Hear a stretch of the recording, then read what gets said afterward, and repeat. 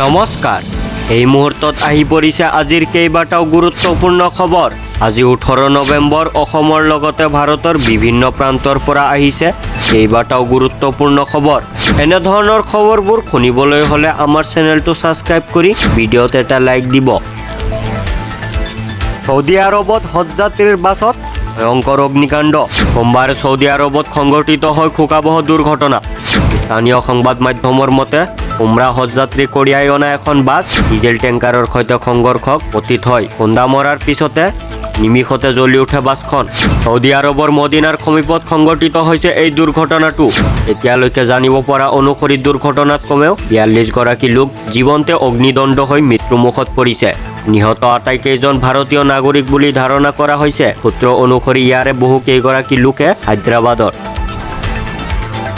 এইবাৰ অসমৰ ৰাজনীতিত প্ৰৱেশ ঘটিব পাৰে আছাউদ্দিন ওৱেইছিৰ। ইয়াৰ অন্তৰালত আছে AIUDF দলৰ সভাপতি বদৰুদ্দিন আজমল। এদিন আগলৈকে একলা চলনীতিত বিশ্বাসী বুলি কোৱা AIUDFৰ সভাপতি বদৰুদ্দিন আজমলে এতিয়া 2026 চনৰ বিধানসভা নিৰ্বাচনত আছাউদ্দিন ওৱেইছিৰ AIMIM মিত্ৰতা কৰাৰ কথা কৈছে। সেয়া হলে আগন্তুক 2026 চনৰ নিৰ্বাচনত প্ৰৱেশ ঘটিব আছাউদ্দিন ওৱেইছিৰ। দেওবাৰে প্ৰাক্তন সাংসদ বদৰুদ্দিন আজমলে আগন্তুক বিধানসভা নিৰ্বাচনত আছাউদ্দিন ওৱেইছিৰ মিত্ৰতা কৰাৰ বাবে সাজু হোৱাৰ কথা সদৰি কৰে। আজমলে কয়, বিহাৰত প্ৰদৰ্শন ভাল হোৱাৰ বাবে মই ওৱেইছিক ধন্যবাদ দিছো। যথেষ্ট চেষ্টা কৰিছিল, অসমত আহিলে আমি তেওঁক আদৰণি জনাম। এইবাৰ নিৰ্বাচনৰ পূৰ্বে অসমত হ'ব এছআৰতকৈ এই প্ৰক্ৰিয়া কিছু পৃথক। 2026 চনৰ 1 জানুৱাৰী হৈছে শেষ সীমা। নিৰ্বাচন আয়োগে 17 নৱেম্বৰ সোমবাৰে অসমৰ নিৰ্বাচনী তালিকাৰ বিশেষ পুনৰীক্ষণৰ নিৰ্দেশ দিয়ে। অসমৰ চূড়ান্ত ভোটাৰ তালিকা 2026 চনৰ 10 ফেব্ৰুৱাৰীত প্ৰকাশ পাব বুলি সমীক্ষা পেনেলে এক বিবৃতিত প্ৰকাশ কৰিছে। 2026 চনত অনুষ্ঠিত হ'বলগীয়া অসম বিধানসভা নিৰ্বাচনৰ কেইমাহমান পূৰ্বে এই ঘোষণা কৰিছে নিৰ্বাচন আয়োগে। এই বিশেষ পুনৰীক্ষণ প্ৰক্ৰিয়া মূলত SSRৰ এটা উন্নত সংস্কৰণ। এই পদ্ধতিত গণনা প্ৰপত্ৰ ব্যৱহাৰ নকৰাকৈ বিএলঅ'য়ে ঘৰে ঘৰে গৈ প্ৰথমে সংগৃহীত তথ্য পৰীক্ষা কৰিব। ইতিমধ্যে কেন্দ্ৰীয় নিৰ্বাচন আয়োগে 12খন ৰাজ্যৰ বাবে SIR নিৰ্দেশ জাৰি কৰিছে যদিও অসমত বিশেষ পুনৰীক্ষণ SIR প্ৰযোজ্য হ'ব।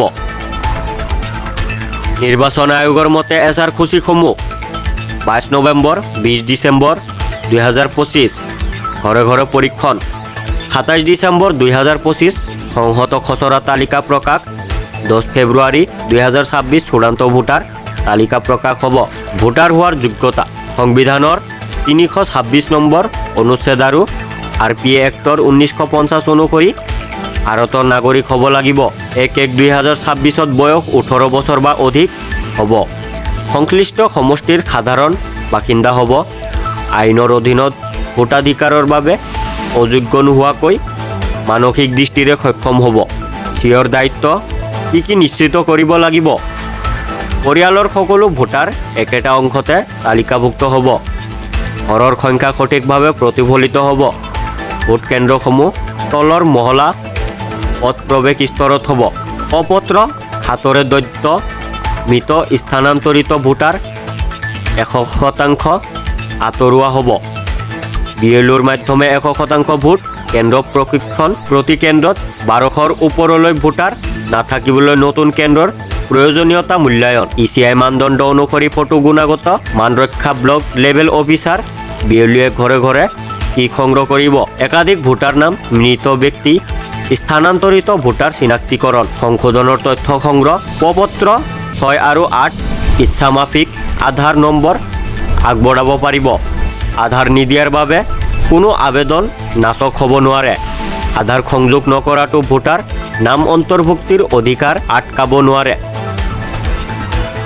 শ্বেখ হাছিনাৰ বিৰুদ্ধে সোমবাৰে মৃত্যুদণ্ডৰ ৰায় ঘোষণা কৰে ঢাকাৰ আন্তৰ্জাতিক অপৰাধ ট্ৰিবিউনেলে।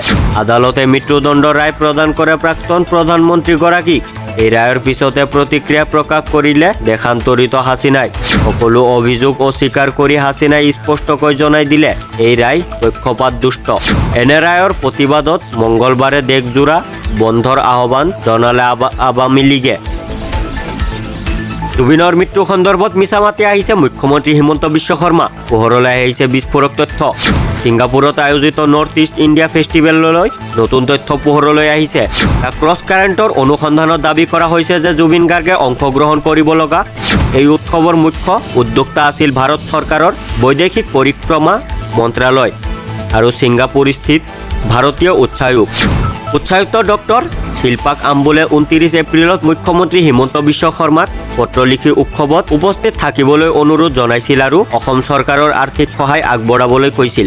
মুখ্যমন্ত্ৰীয়ে পত্ৰখনত প্লিজ স্পিক লিখি মুখ্য সচিবলৈ প্ৰেৰণ কৰিছিল, যাৰ অৰ্থ তেওঁ বিষয়টো সম্পূৰ্ণভাৱে জানিছিল যদিও MEAয়ে RTI উত্তৰ দিবলৈ অস্বীকাৰ কৰিছে।